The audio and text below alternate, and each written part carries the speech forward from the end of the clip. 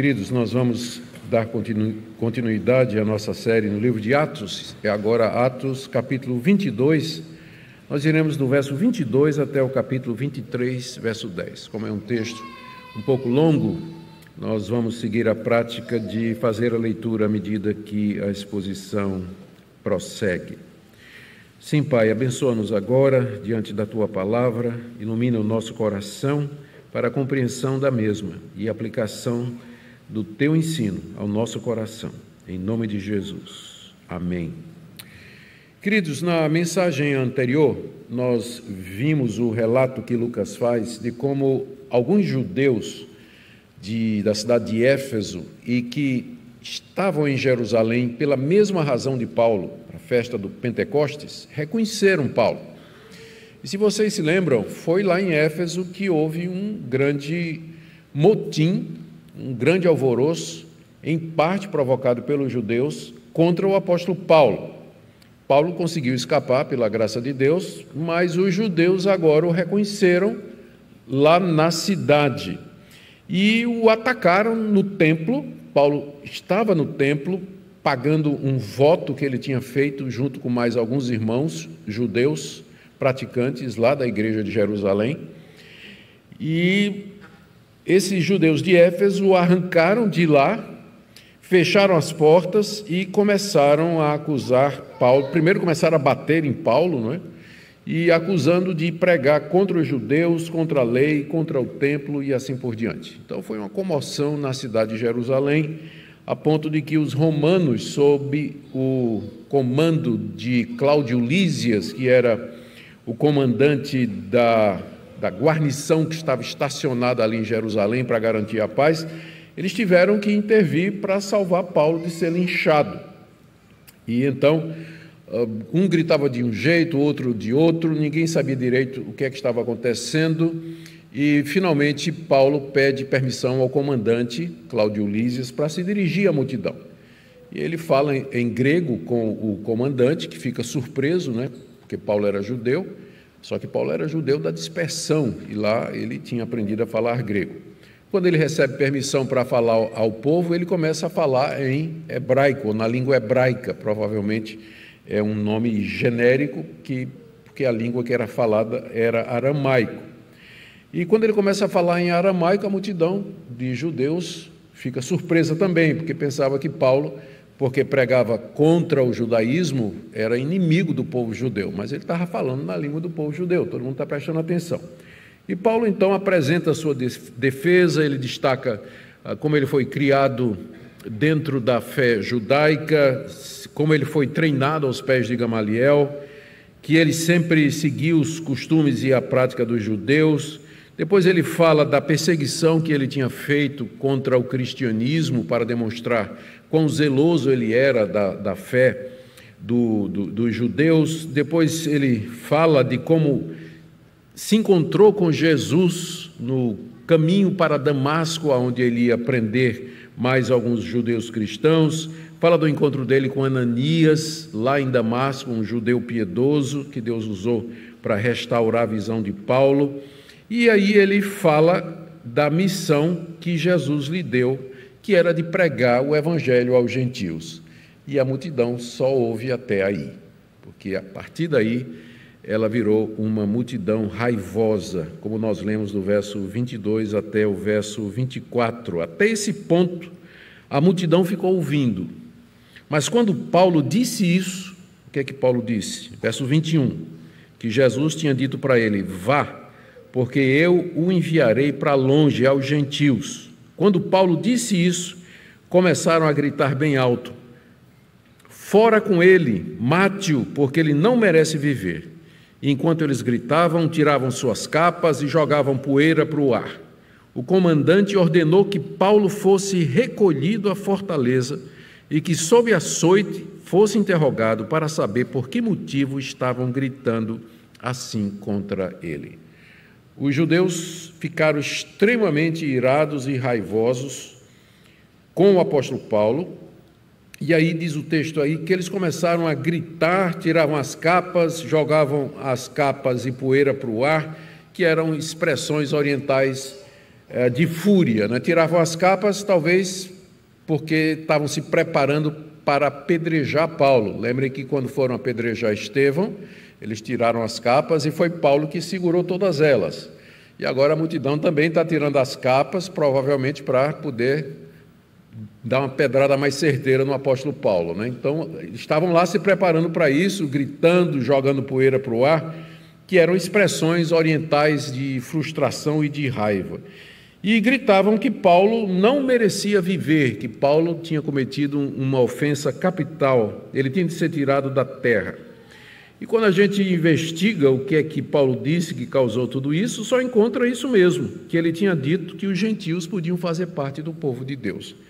E aí nós nos lembramos do preconceito dos judeus contra os gentios naquela época.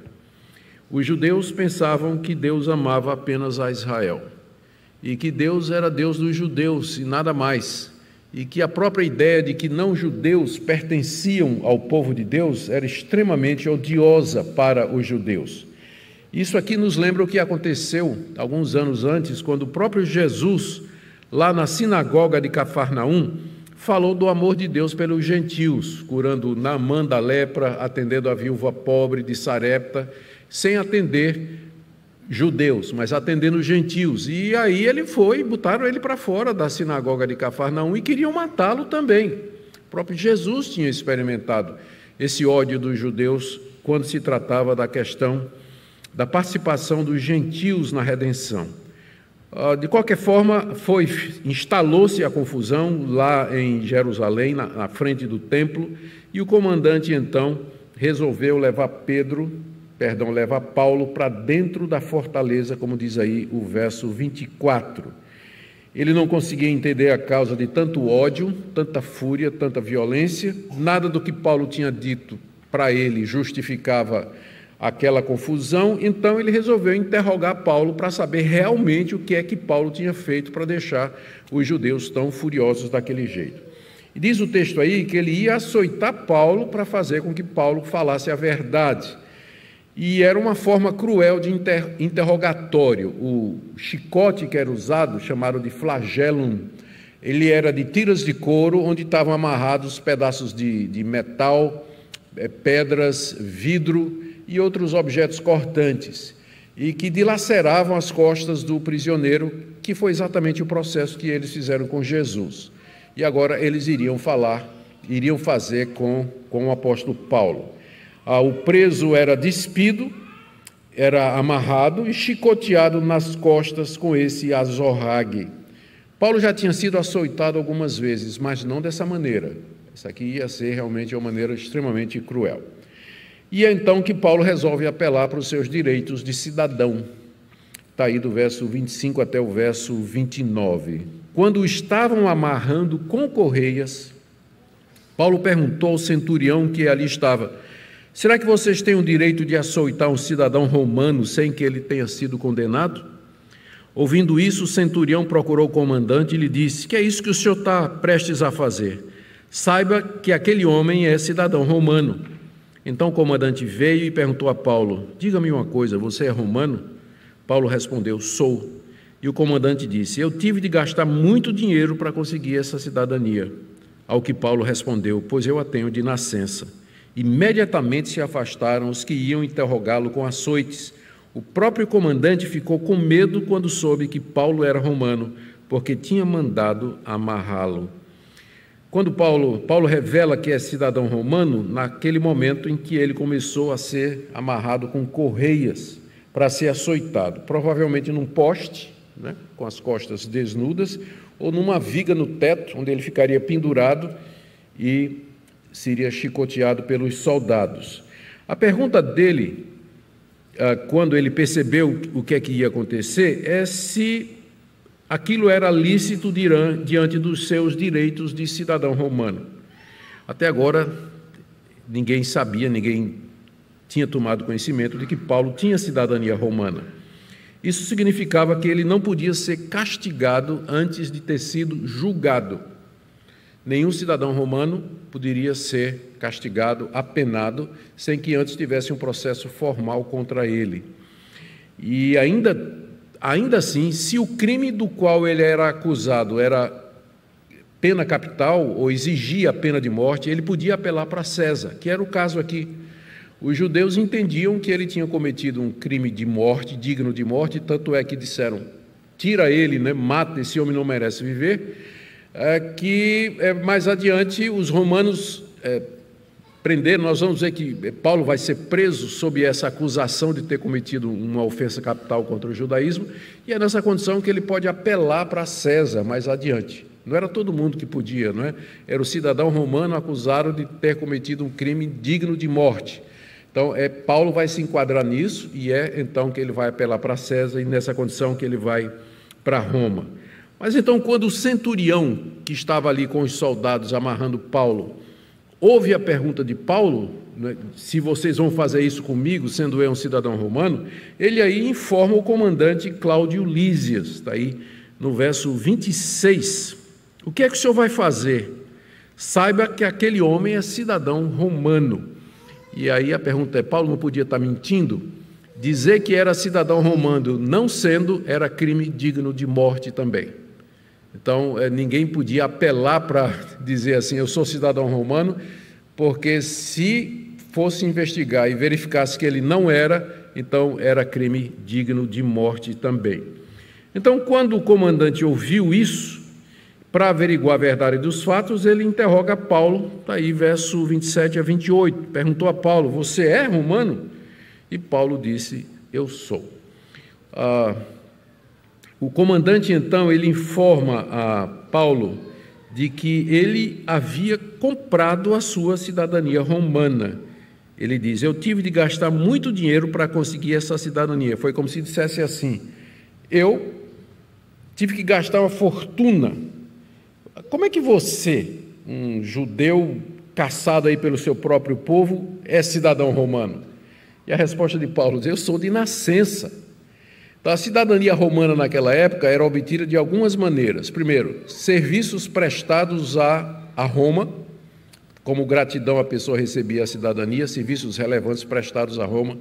Escravos que compravam sua própria emancipação, eles podiam pedir a cidadania romana.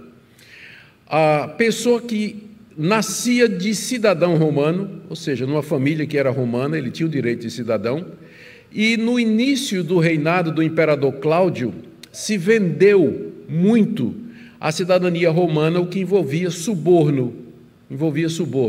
E geralmente quem ganhava a cidadania comprada usava o nome do benfeitor. Não é à toa que o comandante é chamado de Cláudio Lísias, porque quem deu a cidadania a ele foi o imperador Cláudio, que ele deve ter pagado, ele mesmo diz que pagou uma grande soma de dinheiro, e foi na época do imperador Cláudio que ele recebeu esse benefício. E aí ele fica espantado quando Paulo diz que é de nascimento, porque de todas essas maneiras de obtenção da cidadania, o nascimento era considerado como a maneira mais nobre.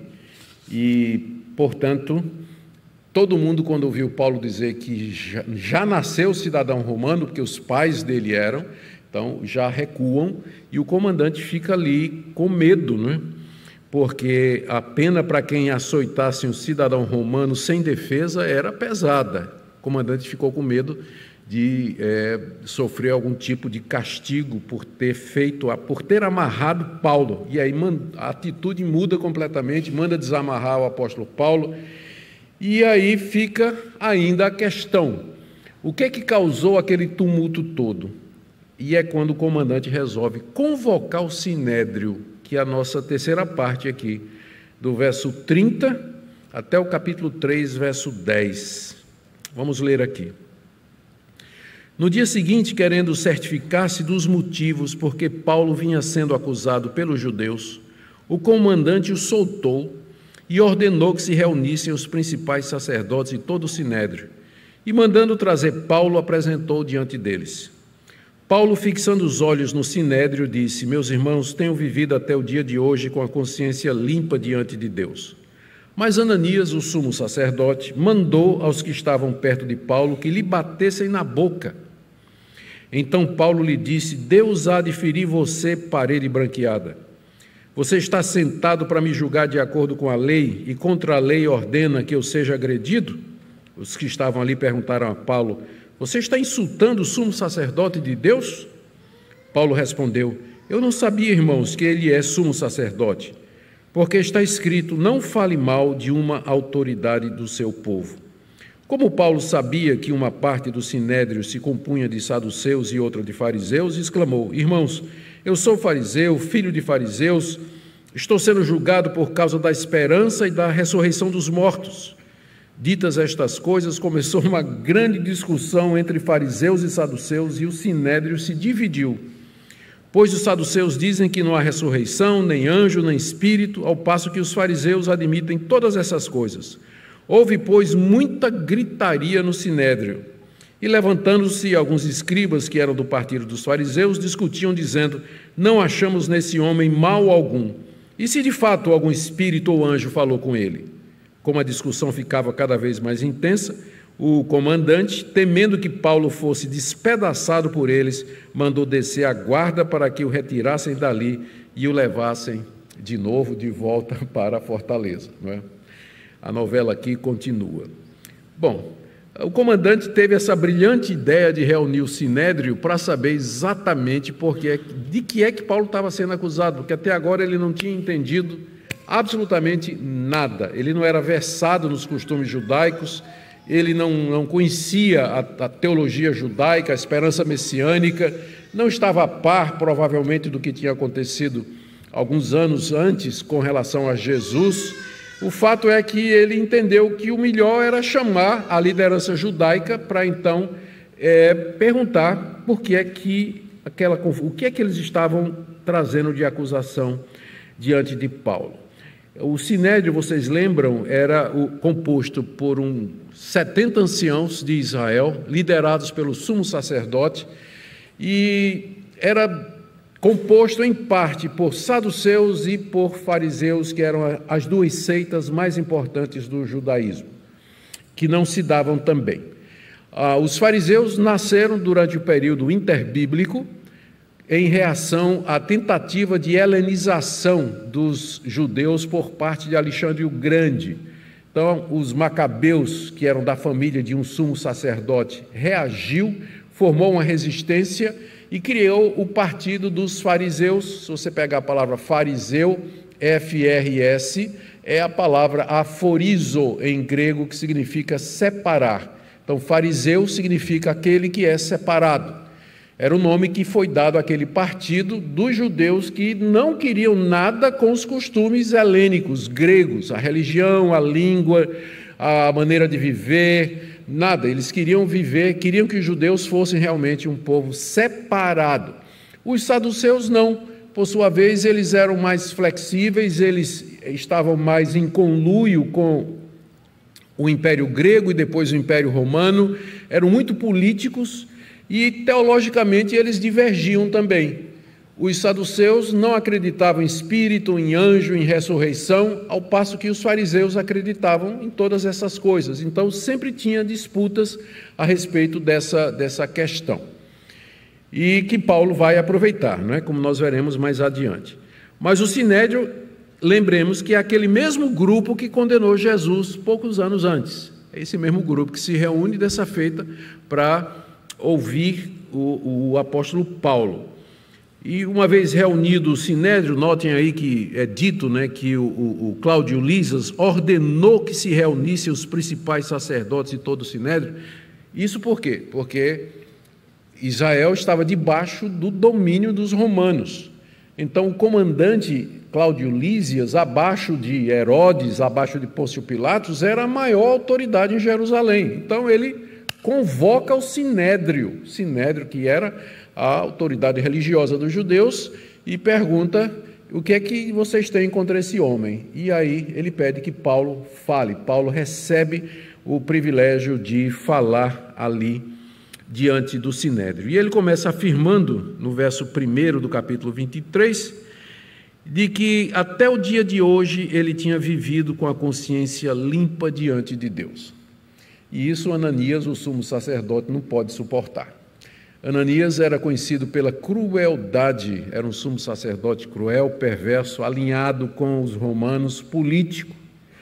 E quando Paulo começa dizendo que não se sentia culpado de nada, ele chama o ajudante de ordens e diz: cala esse sujeito aí.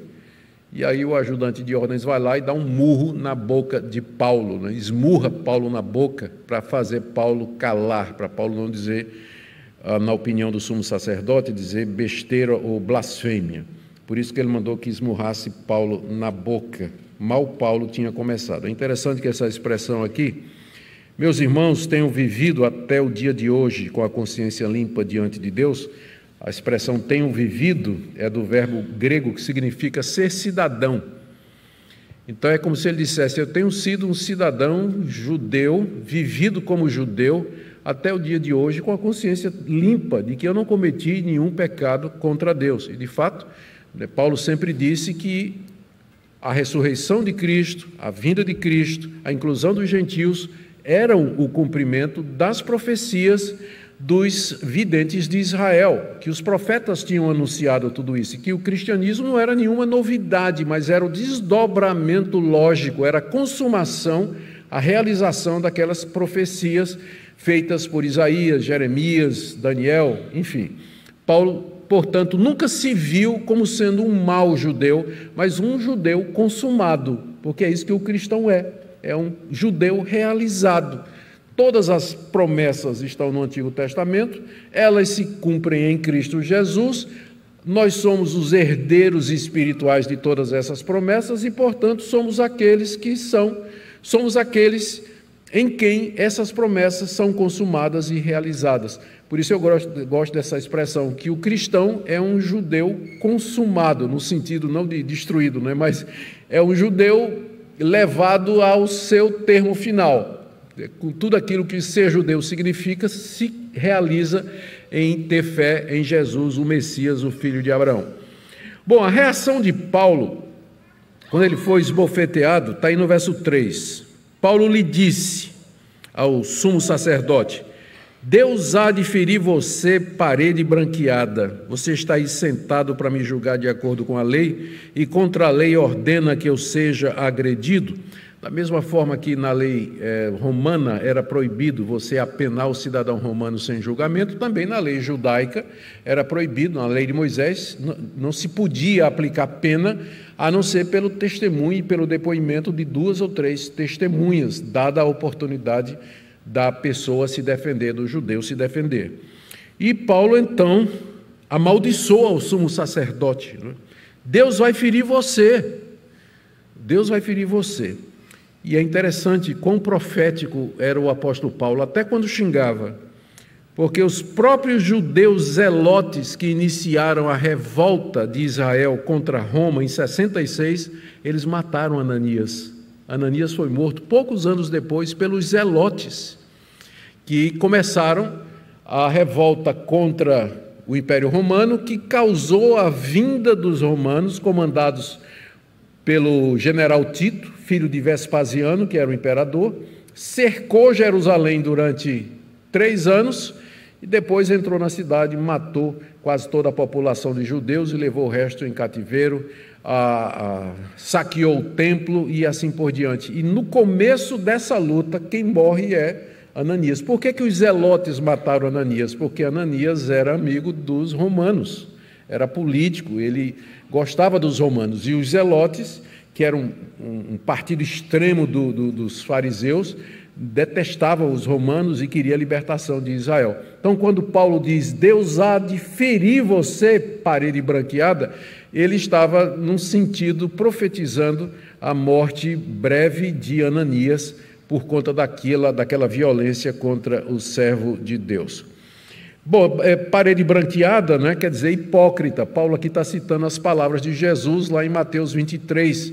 Jesus disse que os fariseus eram como sepulcros caiados. Naquele tempo era costumeiro, quando a pessoa era nos cemitérios, caiar os sepulcros de branco para evitar que o judeu pisasse, porque na lei de Moisés estava dito que se um judeu tivesse algum contato com o morto, ele ficaria impuro.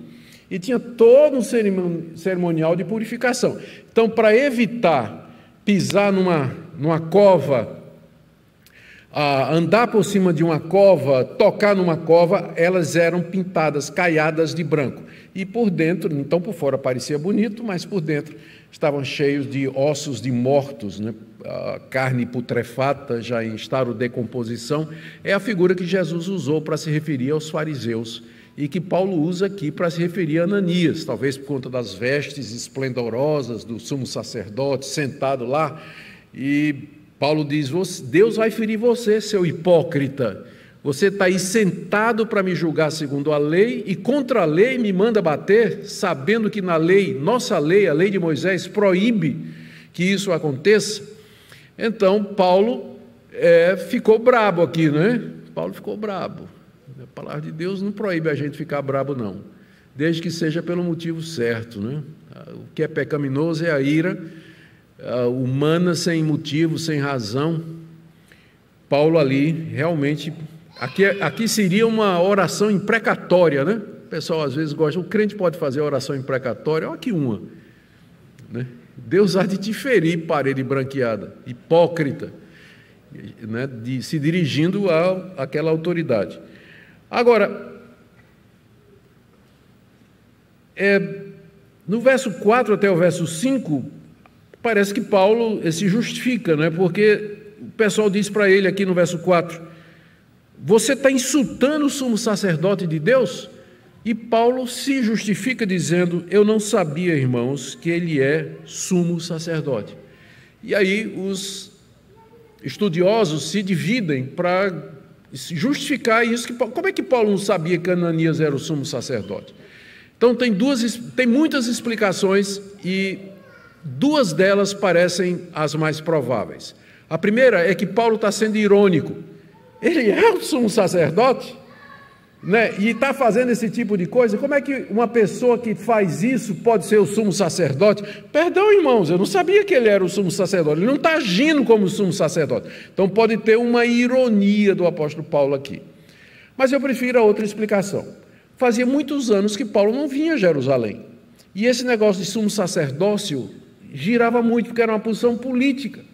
Então Ananias estava no cargo há pouco tempo, fazia muitos anos que Paulo não vinha a Jerusalém. Portanto, ele não reconheceu que Ananias, aquele que ele viu, deu a ordem para bater na boca dele, ele não percebeu que era o sumo sacerdote. Quando avisaram para ele que ele tinha lançado uma oração imprecatória, né, para não chamar de maldição, contra o sumo sacerdote, Paulo disse, então, eu não sabia, irmãos, e ele cita, né, o texto aqui, porque está escrito, não fale mal de uma autoridade do seu povo. Está lá em Êxodo 22, 28.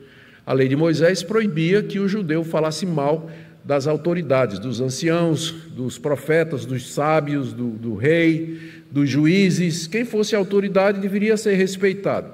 No caso de Paulo, ele respeitava o ofício, tanto é que ele meio que se desculpa aqui, mas não respeitava a pessoa que estava ocupando aquele ofício. Por isso que ele não se retrata, apenas justifica porque é que fez essa oração imprecatória contra Ananias. Ele respeitava o ofício, mas não o homem que o ocupava. E aí, aproveitando a confusão, astutamente, Paulo divide o sinédrio do verso 6 a 9, conforme nós vimos. Paulo sabia que uma parte do sinédrio era de saduceus e a outra de fariseus. Tem aquele lema, né? Divida para conquistar. Divide and conquer. Quem gosta disso são os americanos, né? É um dito em inglês. E aí Paulo dividiu para vencer. E a divisão foi exatamente nisso aqui. Ele sabia dessa composição mista e exclamou, irmãos, eu sou fariseu, filho de fariseus, ou seja, venho de uma descendência de fariseus, e era mesmo, a família de Paulo tradicionalmente era de fariseus. E diz, estou sendo julgado por causa da esperança e da ressurreição dos mortos. E era mesmo, porque quando é que a confusão começou? Quando ele disse que Jesus apareceu para ele e disse que ele iria ir aos gentios. Ora, Jesus tinha sido morto pelo sinédrio. O sinédrio ordenou a morte de Jesus, que foi executada através de Pôncio Pilatos. E Paulo agora está dizendo, ele ressuscitou. E eu estou aqui, eu vou pregar aos gentios, porque ele, que estava morto e ressuscitou, me apareceu no caminho de Damasco e me mandou fazer isso. Ou seja, eu estou sendo julgado por aquilo que vocês acreditam. Vocês não acreditam em ressurreição de mortos? Falando com os fariseus, né? Então é por isso que eu estou sendo julgado. Os fariseus disseram, é verdade, né? Então peraí, ele é dos nossos, né? Nós não podemos julgar, não podemos condenar, porque veja só, o inimigo do meu inimigo é meu amigo, né? Não é verdade? Esse é quando os fariseus viram isso aqui, eles disseram, não tem nada errado com isso. Começou então a confusão para esse lado, a grande gritaria, verso 7, né? Há uma grande discussão entre fariseus e saduceus. A melhor maneira de discutir teologia é assim mesmo, né? Grande discussão, gritaria, um grita de um lado, outro grita do outro, tem ressurreição, não tem ressurreição, Jesus apareceu a ele, não apareceu, sempre se discutiu teologia desse jeito aqui, sempre foi assim. E aí depois o pessoal quer culpar a gente, né, hoje em dia, mas é muito antigo isso aí. E o Sinédrio se dividiu. Convicções religiosas, elas são talvez um dos fatores motivadores mais sérios e arraigados no coração de um homem. Se uma pessoa acredita em alguma coisa de todo o coração, ela vai até as últimas consequências por aquilo que ela acredita. E era o que estava acontecendo aqui. Agora o problema não era mais Paulo, o problema agora era a ressurreição dos mortos, se tinha ou não. E a discussão que era para ser legal, baseada na lei, virou agora uma discussão teológica. Está certo, não está? Apareceu o morto Jesus, não apareceu? Até que finalmente, depois de muita gritaria, verso 9, alguns escribas, os escribas eram copistas, que uma vez que não tinha imprensa, os rolos da lei eram copiados à mão, e de tanto copiarem, esses especialistas se tornaram mestres da lei. Eles também são chamados de mestres da lei. Esses escribas, então, tomaram a iniciativa de dizer, aqui no final do verso 9, não achamos nesse homem mal algum. Então, já mudaram aqui o conceito, não é? E se de fato algum espírito ou anjo falou com ele? Quem sabe, né? Porque nós acreditamos que é possível. Então, o que ele está dizendo não é impossível. Pode ter sido verdade, pode ter sido verdade. E como a discussão ficava cada vez mais intensa, lemos aí no verso 10, então Cláudio Lísias resolveu salvar outra vez a pele do apóstolo Paulo e o leva de volta à fortaleza de Antônia, que nós já vimos, estava ligada ao templo e era onde ficava aquartelada aquela guarnição de cerca de 1000 soldados romanos para manter a paz em Jerusalém. O comandante encerrou a reunião, chamou a guarda e, mais uma vez, leva Paulo para a fortaleza de Antônia, ainda sem entender absolutamente nada do porquê da briga e da raiva e do ódio dos judeus contra o apóstolo Paulo. E é exatamente por isso que ele vai mandar Paulo para Cesareia, tirar Paulo de Jerusalém e vai mandar para Cesareia com uma carta dizendo que ele não sabe qual o motivo, apenas Paulo disse que um tal de Jesus, um morto chamado Jesus ainda está vivo, causou essa confusão toda, e com essa carta Paulo vai chegar em Cesareia, vai passar 2 anos, vai enfrentar reis e governadores, e de lá ele vai finalmente para Roma, onde vai ser ouvido por César e inocentado, não é? É quando ele vai sair da prisão. Vai passar mais alguns poucos anos trabalhando, aí é preso uma segunda vez e dessa feita ele não escapa. Ele é morto à espada em meados da década de 60. Mas isso fica para quando a gente chegar lá no final do livro de Atos. O que é que a gente pode aprender aqui desse texto? Não é difícil a gente tirar algumas lições para cá, mas a primeira delas é que eu gosto de, quando eu leio esse texto, eu gosto de pensar nisso, é que nós não devemos hesitar em usar os nossos direitos de cidadão brasileiro. Se você é cidadão brasileiro, você tem direitos, garantias dadas pela lei e pela Constituição, não é errado você lutar para tê-las, para desfrutar delas. Por exemplo, faz parte dos direitos civis, das liberdades civis fundamentais, o direito de religião, de expressão e de crença. Isso é um direito nosso, está garantido na Constituição. Está certo a igreja lutar por isso, a igreja militar por isso, a igreja mandar documentos, se quiser fazer movimentações e qualquer tipo de ação em prol de fazer valer aquilo que nos é dado na nossa cidadania. Eu sei que tem crentes que preferem assim, dizer assim, não vamos entrar nisso, não vamos misturar a igreja com política. Não se trata de misturar a igreja com política. Misturar a igreja com política é quando uma igreja toma um partido político e se associa a um partido político e se filia ali, diz, nós estamos aqui com esse e tal.